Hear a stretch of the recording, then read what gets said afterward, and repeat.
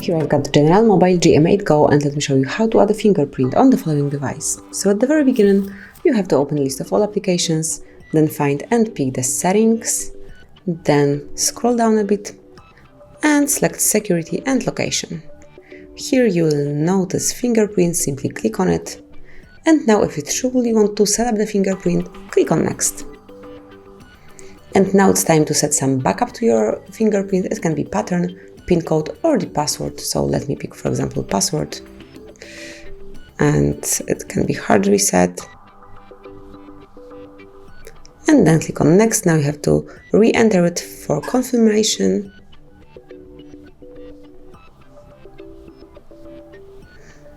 And click on OK.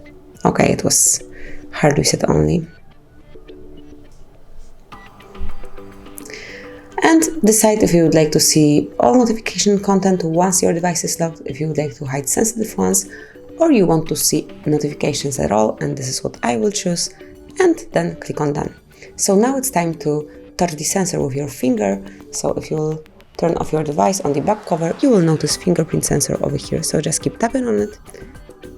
Let me do it this way. Just keep lifting your finger to add the different parts of your fingerprint.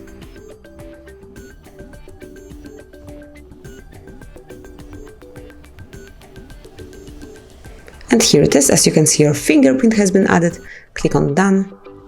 And from now on, you will be able to unlock your General Mobile with fingerprint only. Simply touch it, and as you can see, it has been unlocked. And then if you would like to give your device to someone and then the person will not be able to unlock it with your fingerprint, then he or she can use the passcode that you added. So it was hard reset. Then click on confirmation mark. And that's it. As you can see, the device is unlocked, so it's working.